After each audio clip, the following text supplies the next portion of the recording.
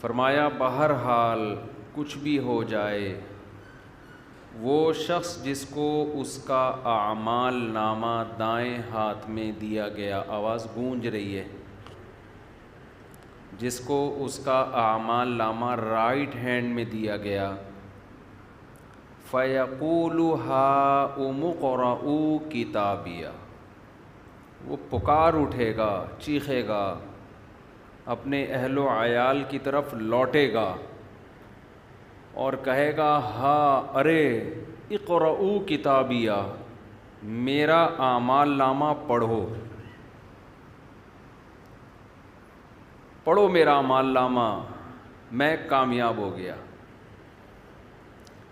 آپ دنیا میں دیکھا کریں کہ جب کسی کو تھوڑی سی کامیابی ملے، اس کو اسٹیج پہ بلا کے ایوارڈ دیا جائے، کیسا خوش ہوتا ہے وہ، ویڈیو بنواتا ہے، تصویریں بنواتا ہے، اور ایک عجیب جذباتی کیفیت ہوتی ہے اس کی۔ اس وقت خوشی کا کیا عالم ہوگا۔ آج کامیابی جس پہ ہم بہت خوش ہوتے ہیں، مجھے اپنا جب بھی میں یہ آیت پڑھتا ہوں نا، مجھے میٹرک کا رزلٹ یاد آتا ہے۔ میں نے میٹرک میں حسب معمول شرارتوں کے علاوہ کچھ بھی نہیں کیا تھا۔ ہم لوگ شرارتی تھے ایک نمبر کے، اللہ تعالیٰ معاف فرمائے، غلط قسم کی شرارتیں نہیں تھیں، کوئی غیر اخلاقی۔ دل چاہتا تھا کہ پڑھنے کے علاوہ دنیا کا ہر کام کیا جائے، جو کہ سچے پاکستانی ہونے کی دلیل ہے۔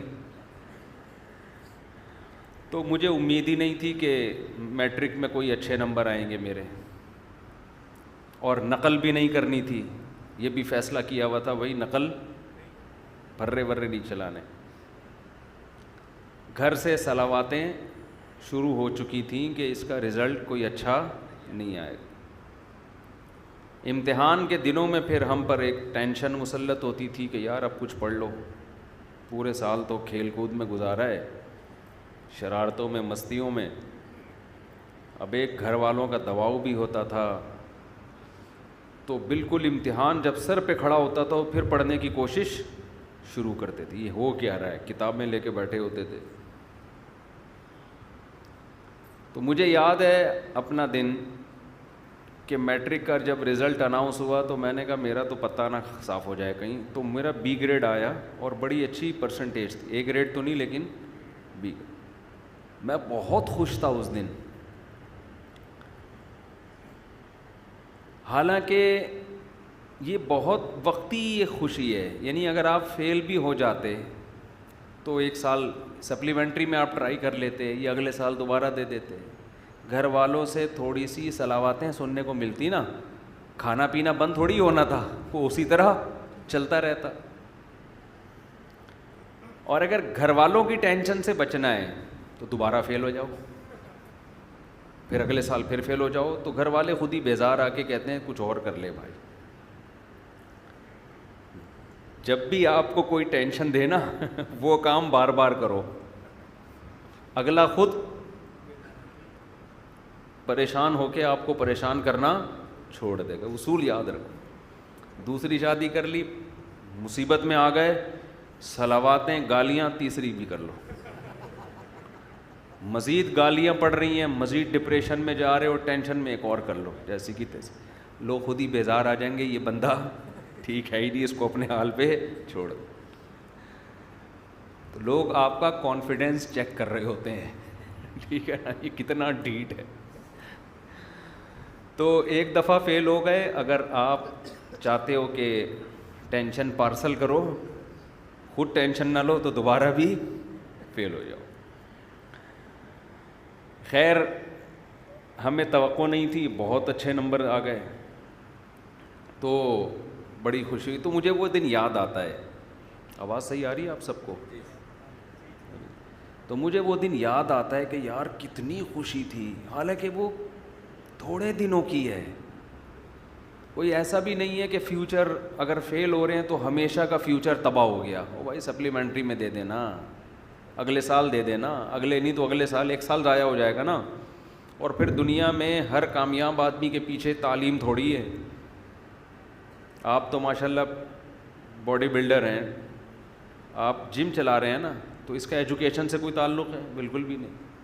اگر یہ پڑھے لکھے زیادہ پڑھ لیتے تو یہ جو ابھی ان کو عزت یا ترقی ملی ہے، صحت ہی نہیں ہوتی. سب سے پہلی بات ہی دنیا میں، دنیا کی نعمتوں میں سب سے بڑی نعمت صحت ہے. ایک آدمی جو پی ایچ ڈی ڈاکٹر ہو یا کوئی بہت بڑی فلم ہو، صحت اچھی نہیں ہے، اس سے وہ ٹماٹر بیچنے والا زیادہ اچھا ہے جس کی صحت اچھی ہے. سمجھ رہے ہو؟ جو صحت اچھی ہے نا، جو ٹماٹر بیچ رہا ہے وہ زیادہ اچھا ہے.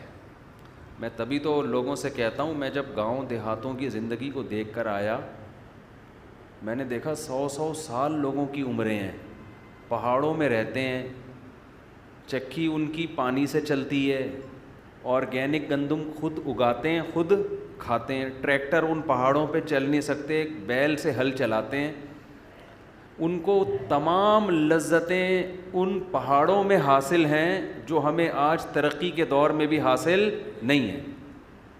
ان کی عمریں بھی اچھی، ان میں کوئی ڈپریشن کا مریض نہیں ہے، اور ان کی اولادیں بھی زیادہ، ان کے بچے بھی ماں باپ کا بہت احترام کرتے ہیں. ان کے ہاں اولادوں کے وہ مسائل نہیں جو آج ہمارے معاشرے میں.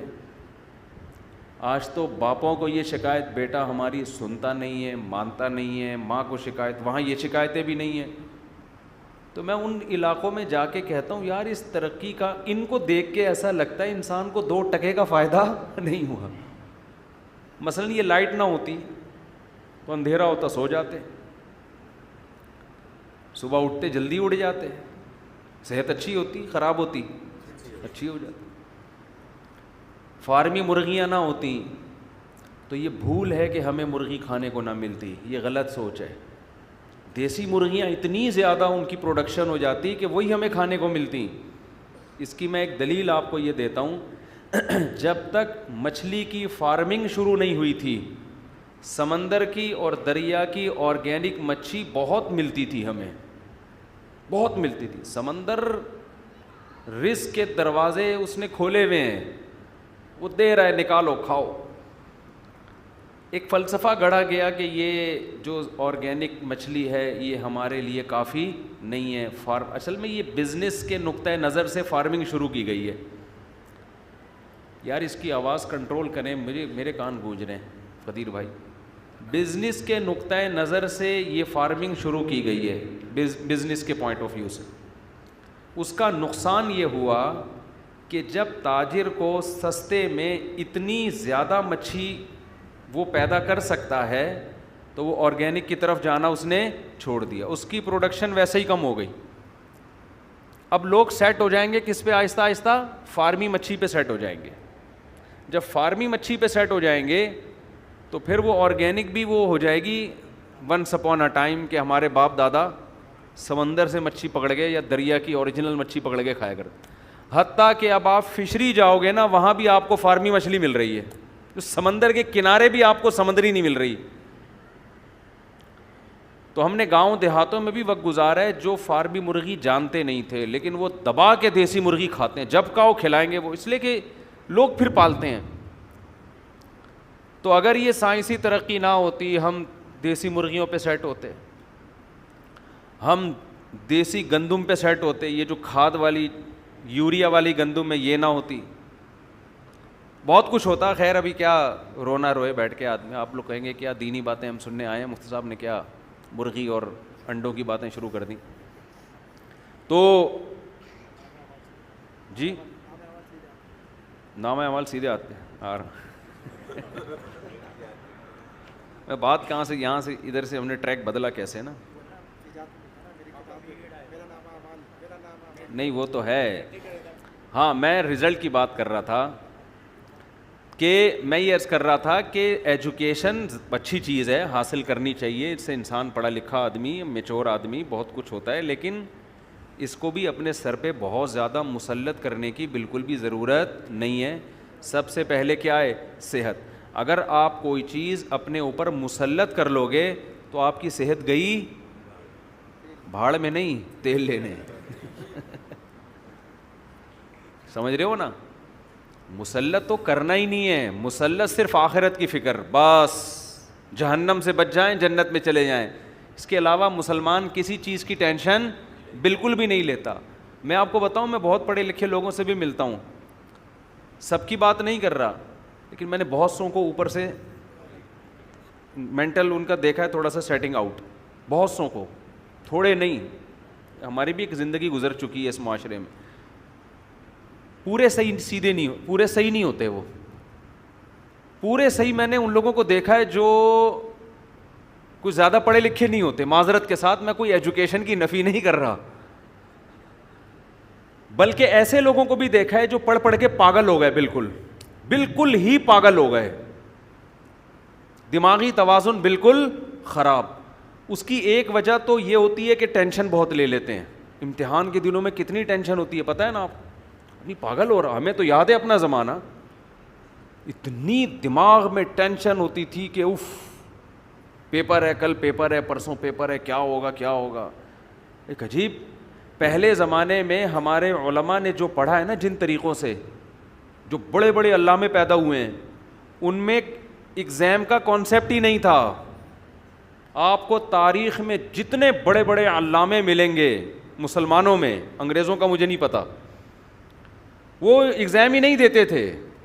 وہ ہوتا یہ تھا, کسی کو ٹیچر بنایا, جو جس فن میں ماہر ہے اس کو اپنا ٹیچر بنا کے اس فن کو اس سے سیکھنا شروع کر دیا, بس. کوئی ایگزام نہیں ہے, آپ کی اپنی چاہت پر ہے کہ آپ سیکھنا چاہتے ہو تو سیکھو. امتحان ہم کیوں لیں بھائی آپ سے, امتحان کیوں لیں؟ آپ کا اپنا نقصان ہے اگر نہیں پڑھ رہے, امتحان لے کے ہم نے کیا کرنا ہے.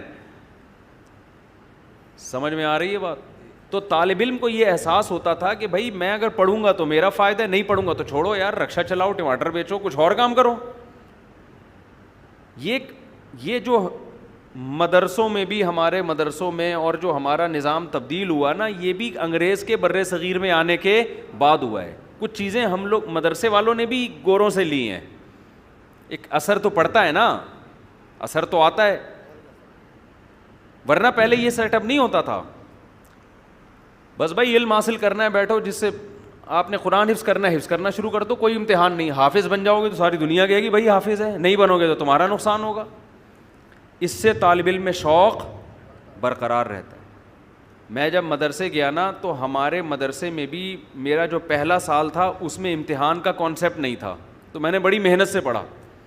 جب میں عربی گرامر میں نے پڑھنا شروع کی تو کچھ سوالات تو استاذ پوچھتے تھے, سبق پوچھتے تھے, کچھ میں فرضی سوالات بنا بنا کے اپنے آپ سے پوچھتا تھا. شوق بہت برقرار رہتا ہے ایسے. میں پتہ ہے ایسے جیسے ہم گردانے یاد کرتے ہیں نا, ضربا ضربا ضربو ضربت ضربتا, کس لفظ کا کیا معنی ہے. میں کیا کرتا تھا, پرچیوں پہ لکھتا تھا, کئی سارے صیغے لکھ کے پرچیوں پہ الفاظ لکھے, ان کو آپس میں مکس کر دیا, پھر پرچی اٹھا کے اپنا امتحان لیتا تھا کہ بتاؤ بھائی اس کا مطلب کیا ہے, ٹھیک ہے نا, یہ کون سا صیغہ ہے. تو جب آپ میں پڑھنے کا شوق ہوگا تو آپ پڑھیں گے, نہیں شوق ہوگا تو امتحانوں سے آپ کو ڈپریشن کے علاوہ کچھ بھی حاصل نہیں ہوگا. اور یہ بھی آپ کو بتاؤں, جو امتحان میں پاس ہوتے ہیں, اچھے نمبر لیتے ہیں, ضروری نہیں کہ وہ ان کو آتا بھی ہو. امتحان میں تکے دبا کے چل رہے ہوتے ہیں. ہمیں کئی بار ایسا ہوا کہ ہم نے امتحان پورے سال پڑھا نہیں, رات کو ایک سوال دیکھ کے چلے گئے, اتفاق سے وہی آ گیا, چھاپ کے آ گئے. اور جو پورے سال پڑھتا رہا اس نے وہ والا سوال نہیں دیکھا, صبح پیپر میں وہ والا سوال آ گیا.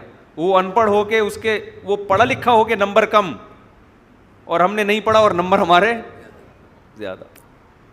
یہ تکے چل رہے ہوتے ہیں. تبھی جو کمپنیاں ہیں نا, جو صحیح کمپنی ہے, وہ آپ کے فن کو دیکھتی ہیں کہ آپ کو آتا کیا ہے. آتا ہے تو ٹھیک ہے, آ جا, نہیں آتا چل بھائی نکل یہاں سے. وہ ڈگریاں کہہ رہے ہیں اپنی پینٹ میں رکھو اس کو, ہمارے کسی کام کی نہیں ہے. ایک صاحب میرے پاس آئے, کہنے لگے میرے پاس کوئی ڈگری شگری نہیں ہے, سب جعلی بنوائی ہیں میں نے. تجربہ بہت ہے. آج کل ایک کمپنی میں HR مینیجر لگا ہوا ہوں. HR مینیجر بڑی فلم ہوتی ہے. تو میں نے کہا تمہیں کہہ رہے ہیں بس ہم ایسی ٹوپی کرا کے نا کمپنیوں میں گھستے یہاں تک پہنچ گئے. کہہ رہا ہے لیکن بھاری بھرکم تنخواہیں مل رہی ہیں مجھے, کیونکہ میں کام ان لوگوں سے زیادہ کر کے دے رہا ہوں جو پراپر پڑھے ہوئے, ڈگریاں بنا لی تھی اس نے.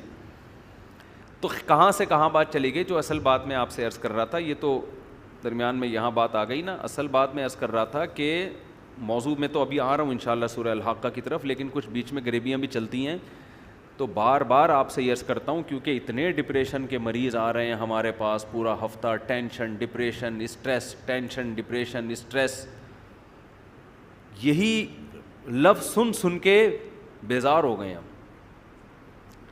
تو کیوں لے رہے ہو ٹینشن یار, اپنی صحت پہ کبھی کمپرومائز نہ کرو, اور اللہ پہ اعتماد اور توکل کرو گے تو ٹینشن ختم ہوگی. اللہ پہ اعتماد نہیں ہے نا, اسباب پہ نظر ہیں, یہ کروں گا تو یہ ہو جائے گا, یہ نہیں کیا تو یہ نہیں ہوگا, تو گئے بس کام سے. جب ڈکشنری سے اللہ نکل جاتا ہے نا, پھر آدمی کہتا ہے اگر میں یہ کروں گا تو یہ ہوگا, یہ نہیں کروں گا تو یہ نہیں ہوگا, اور یہ کیا جا نہیں رہا ہے مجھ سے.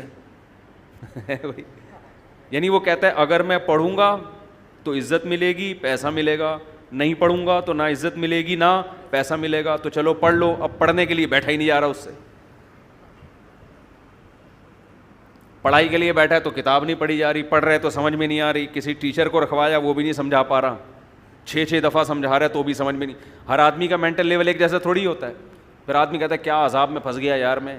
پھر الٹے خیالات, ابے میرا وہ فلاں دوست تو پڑھ لیا تو امریکہ چلا گیا, تو بیٹا گٹر کے ڈھکن صاف کرے گا بیٹھ کے, اپنا فیوچر تو دیکھ لے. میں نے اپنی زندگی میں اس طرح لوگوں کو اپنے سامنے پاگل ہوتے ہوئے دیکھا ہے. ہمارے محلے میں ایک نوجوان تھا, پڑھ نہیں سکا, وہ ڈپریشن سے پاگل ہو گیا, اتنا پاگل ہو گیا کہ جو بالکل پاگل نہیں ہوتے, بال کھول کے گھوم رہے ہوتے ہیں, یہ والا پاگل. کبھی ٹریفک پولیس والا بنا ہوتا تھا, وہ حقیقت ہے, جیسے پاگل والی حرکتیں ہوتی ہیں. ایک دن کیا ہوا, مین روڈ بلاک کر دیا اینٹوں سے, اور ٹریفک پولیس والا بنا ہوا ہے, گاڑیوں کو یوں کر کے روک رہا ہے, ایسے ایسے کر رہا ہے. چلو عجیب یعنی بالکل ہی قابل ترس ہو گیا وہ. ہوا کیا, پڑھنے کی اس کی چاہت تھی لیکن پڑھ نہیں سکتا. تو یہ بہت سے لوگوں میں ہے, کوئی ترقی کرنا چاہتے ہیں, ہو ہی نہیں پاتی ترقی. تو آپ کا کام کیا ہے, سب سے پہلے اپنی کھوپڑی کو ٹینشن سے آزاد. اس کے 2 موٹے اصول ہیں. ویسے تو اس پر میرے مستقل آپ کو بیانات ملیں گے, آڈیو بیان ہے, یوٹیوب پہ آپ سرچ کریں, ڈپریشن کا علاج, ٹینشن کا علاج, یہ سرچ کریں. لیکن اس کے علاوہ 2 چیزیں ہلکی پھلکی. ایک تو یہ سمجھ لو دنیا مسافر خانہ ہے.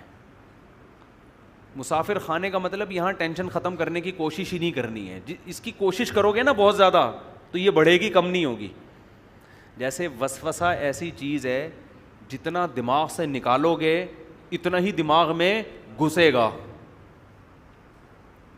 اگر آپ واش روم میں بیٹھ گئے, پیشاب کرنے کے بعد آپ نے کہا قطرہ آنا جب بند ہوگا تو میں اٹھوں گا, قیامت آ جائے گی, آپ کا قطرہ آنا بند نہیں ہوگا.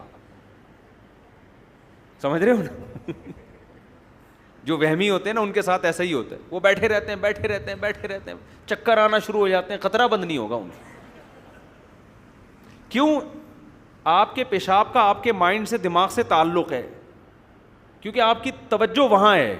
جب وہاں توجہ, یہ جو ہمارا قضائے حاجت کا جو سسٹم ہے نا, پیشاب اور قضاء, اس کا ہمارے دماغ سے بہت گہرا تعلق ہے. تبھی تو ایک دم جیسی خوف ہوتا ہے فوراً قبض کھل جاتا ہے آدمی کا. کسی کو بہت زبردست قبض ہو نا, ٹوٹ نہ رہا ہو, رات کے اندھیرے میں چڑیل بن کے ڈرائیں اس کو, فوراً واش روم بھاگے گا وہ. پرانے سے پرانے قبض کا بہترین علاج ہے یہ, حقیقت. تو جب آپ واش روم میں بیٹھے ہوئے اور توجہ ساری آپ کی پیشاب کی طرف ہے, سوال ہی پیدا نہیں ہوتا کہ وہ رک جائے. بیٹھے رہو. اس کا علاج ہے کہ تھوڑی دیر بیٹھو, جب خیال ہونے لگے کہ یار اب بند ہو گیا ہوگا, استنجا کرو, پتلی گلی سے نکل لو. ٹھیک ہے نا. تو کدھر سے کدھر کھچڑی پک رہی ہے, آج بیان میں شروع سے ہی کھچڑی پکنا شروع ہو گئی ہے. تو میں اصل بات یہ کہہ رہا تھا کہ ٹینشن سے بچنا ہے نا, کیونکہ بہت زیادہ لوگ ہیں پریشانی میں. تو ہاں میں یہ عرض کر رہا تھا کہ خیالات کو جب آپ نکالو گے تو خیال دماغ سے نکلے گا نہیں, وہ اور آئے گا.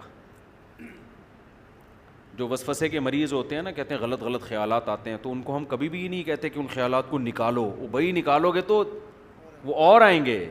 دماغ کو ہٹانے کا طریقہ یہ ہے کہ ہٹانے کی کوشش ہی نہ کرو, جو آ رہے آنے دو, اپنے آپ کو بزی کر لو. بس یہ نہیں کرو کہ یہ نہیں آئے, یہ نہیں آئے, یہ نہیں آئے. وہ میں بہت دفعہ ایک تعویذ والا قصہ سنا چکا ہوں, ایک اور دفعہ سنا دیتا ہوں, آج نئے لوگ زیادہ لگ رہے ہیں, اس سے یہ بات سمجھ میں آئے گی. ایک پیر صاحب نے کسی کو تعویذ دیا, لاکھوں روپے لے لیے اور کہا کہ یہ تمہارا تعویذ اس وقت کام آئے گا جب تم یہ تعویذ کو لے کے جب گھر میں داخل ہو تو تمہارے دماغ میں کالے کتے کا تصور نہیں ہونا چاہیے.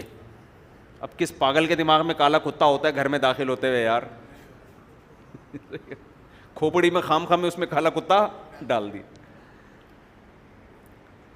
اب اس نے کہا لاکھوں روپے کا تعویذ نہ برباد ہو جائے تو کالا کتا دماغ سے نکالو, ورنہ لاکھوں روپے کا تعویذ کیا ہو جائے گا؟ برباد. اب یہ تعویذ گھر میں لے کے گھر کو چلا ہے اور کہہ رہا ہے یار کالا کتا دماغ میں نا, یار یہ دماغ میں تو کالا کتا آ رہا ہے, اس کو نکالو, کالے کتے کو نکالو نکالو نکالو. نہیں نکلا. یہاں تک کہ گھر کے قریب پہنچ گیا, اب تو اور آ رہا ہے. ابے نکل دماغ سے, نہیں نکل رہا. کتوں کی پوری فوج گھس گئی اس کے دماغ میں نا, اور آ بھی کالے ہی رہے ہیں. پھر ریورس گیئر لگا کے دروازے سے پیچھے آتا, پھر گھستا, بالآخر نہیں نکلنا تھا اس نے. سوال ہی پیدا نہیں ہوتا. کوئی میڈیسن, کوئی وظیفہ ایسا نہیں ہے جو کتا دماغ سے نکال دے, اور گھر میں گھس گیا. تعویذ نے تو ویسے بھی اثر نہیں کرنا تھا, وہ پیر صاحب کو پیسے کمانے کا موقع مل گیا. تو یاد رکھو, بالکل دنیا کی مثال ایسی ہے جو دنیا میں سکون کا متلاشی ہوتا ہے نا, کہ بس مجھے سکون چاہیے, مجھے سکون چاہیے, میری سٹریس ختم ہو جائے, میری ٹینشن ختم ہو جائے. اس کی ٹینشن کبھی ختم نہیں ہوتی. اس کو اگنور کر دو. اللہ نے میرے ذمے جو کام لگایا ہے میں اس میں لگ جاؤں گا, بس ختم. ٹینشن ہوتی ہے نہیں ہوتی ہے میرا ہیڈ ایک نہیں ہے. وہ پریشانی میں خوش ہے تو میں پریشان خوش ہوں. اس کا سب سے پہلا علاج یہ ہو کہ پریشانی ختم ہو جائے گی آپ کی. اس کا سب سے پہلا فائدہ یہ ہو. سمجھتے ہو کہ نہیں سمجھتے؟ یعنی ٹینشن ختم کرنے کی ٹینشن بھی چھوڑ دو. ہم اس کے مکلف ہیں جو ہمارے بس میں ہیں. اس کی مثال, ہمیں شریعت نے صحت کے اسباب کا حکم دیا کہ آپ ایسی چیزیں نہ کھاؤ جس سے صحت خراب ہوتی ہے. آپ لائف اسٹائل ایسا رکھو جس سے صحت بنتی ہے. اسباب اختیار کرو. نتیجہ کس کے ہاتھ میں ہے؟ اللہ کے. بہت سے لوگ بہت کچھ کر کے بھی کینسر مر جاتے ہیں, اور بہت سے بد پرہیزی کر کے بھی 100 سال زندہ رہتے ہیں. تو ہم مکلف ہیں اس کام کے جو ہمارے ذمے قدرت نے لگایا ہے. اگر ایک آدمی صحت کی فکر کرتا ہے اتنی جتنی شریعت نے کہا ہے, احتیاط کرو. ہمارے نبی کی جو غذائیں تھیں, سادہ غذائیں تھیں, محنت تھی, وقت پہ سونا, وقت پہ اٹھنا, یہ ساری چیزیں مینیج کر کے ایک آدمی چل رہا ہے, لیکن اس کی یہ ساری محنت برباد ہو جائے گی اگر وہ اس کے رزلٹ کو اپنے اوپر مسلط کر لے. سمجھ رہے ہیں نا؟ اگر وہ یہ ٹینشن لینا شروع کر دے نا کہ اس کا رزلٹ نکل رہا ہے, صحت میری بننی ہے لازمی, تو یہی چیز اس کی صحت کے خراب کرنے کا, کیونکہ صحت کے لیے سب سے پہلے ضروری ہے بے فکری ہو, ٹینشن نہ ہو. اسٹریس اور ٹینشن سے تو آدمی کا بیڑا غرق ہو جاتا. میں نے دیکھا ہے کچھ لوگ صحت کو مسلط کر لیتے ہیں, ہائی یہ نہ ہو جائے, ہائی یوں نہ ہو جائے, ہائی یوں نہ ہو جائے, بھائی یہ بھی نہ, چھوئی موئی بن گئے. یہی چیز ان کو ڈپریشن میں لے گئی. تو آپ نے اسباب اختیار کرنے ہیں, بن گئی ٹھیک ہے, نہیں بنی تو کون سا یار, ہم نے قیامت کا اعلان کر کے تھوڑی جانا ہے. وہیں جانا ہے جہاں بیمار لوگ گئے ہیں. ہم بھی مر جائیں گے, وہ بھی مر جائیں گے, فنش کہانی. کتنے دن زندہ رہنا ہے ہم نے. تو خوش آدمی صحت مند ہوتا ہے, کامیاب ہوتا ہے, بھلے اس کے پاس پیسے نہ ہوں.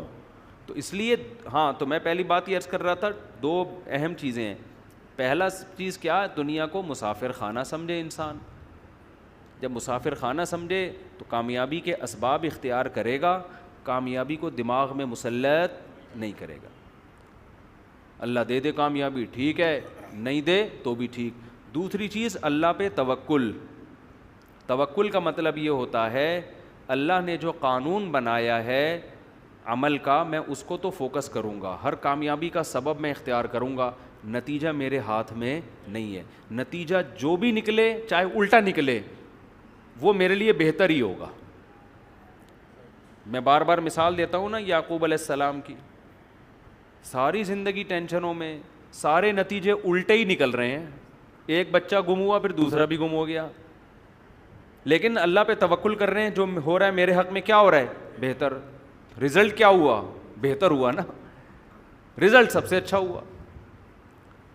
زکریا علیہ السلام کو اولاد ہی نہیں مل رہی, دعائیں مانگ مانگ کے آخر میں اولاد ملی, ایسی ملی کہ پیغمبر دے دی اللہ نے. پیغمبر